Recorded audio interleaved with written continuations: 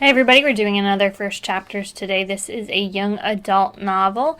It is called The Voting Booth, Make It Count by Brandy Colbert. And I really like the first chapter of this one, so I'm pretty excited to read it. I also like the dedication is to Fannie Lou Hamer. And if you don't know who that is, you should look her up. This book is told in alternating viewpoints per chapter. The first chapter is from the point of view of the character Marva. I don't like it when people make hyperbolic statements, so I really mean it when I say I've been waiting for this day my entire life. November 3rd, Election Day. But not just any election day, it's the first one that I'll be able to vote in. Finally. I'm still doing my morning stretches when there's a knock at my door. Come in. I bring my right knee up to my chest to stretch my lower back.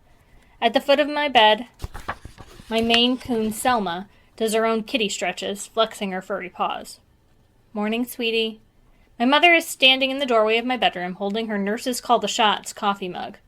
Just wanted to make sure you didn't oversleep for the big day. Mom. I peer around my knee to give her a look. When was the last time I overslept? She takes a sip of coffee, thinking, then shrugs. Never, I guess. You even showed up 2 weeks before your due date. Early is on time and on time is late, I say, pulling up my other knee. That goes for babies, too. Mom shakes her head, but she's smiling. Is Alec going with you to the polling place? My leg falls back to the bed. I'm not currently speaking to Alec. Well, he doesn't know that, but that doesn't make it any less true. What in the world did Mr. Perfect do to make you so mad? I wish he didn't look so amused. I hate it when adults do that, act like what we're going through isn't serious just because we're younger than them. She knows I hate that, and I can tell she's trying to swallow her smile, but it's not working. And it just makes a fresh wave of anger roll through me. I sit up, lace my fingers together, and bend at the waist, stretching my arms over my head. He's not voting. That makes the smile drop. Your Alec? She pauses. Isn't voting? He says it doesn't make a difference, that the two-party system is antiquated and useless. He said more than that over the past couple of days, but I truly thought he'd change his mind.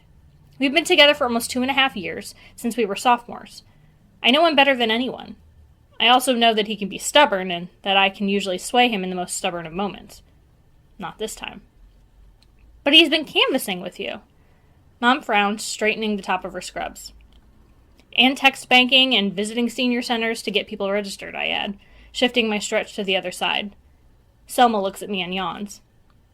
Alec was all in, or at least I thought he was. I glance at my phone on the nightstand, thinking of the last text he sent before I went to sleep last night. I've thought about this, and you're not going to change my mind, Marv. It's my choice, not yours. I didn't respond. Well, the polls are open until 7. He still has time to come to his senses. I'm not holding my breath. Besides, things have been weird with Alex since we had the big college talk a couple of weeks ago. I'm not sure what's going on with us, but I need to set it aside for now. I've been waiting for this day forever. Okay, so that was a little hyperbolic. But I have been interested in politics since I was a little girl. My second grade teacher asked us to write down 3 things we wanted to be when we grew up. My choices were Secretary of State, Environmental Attorney, and Supreme Court Justice. Honestly, I'm pretty impressed with 7-year-old me for already knowing what she wanted. I'd better get out of here. Mom slugs the rest of her coffee, then swiftly crosses the room to give me a kiss. Have a good day, sweetie. Try not to let Alec's civic irresponsibility wreck this for you. Selma meows, looking right at my mother with her big hazel eyes. You have a good day too, Selma, Mom says, scratching her soft little head before she leaves. I finish stretching, untie my satin sleep scarf, and swing my legs over the side of the bed. Mom is right. I can't let Alec mess this day up for me. It's way too important for that. And that was the first chapter of The Voting Booth. Make it count.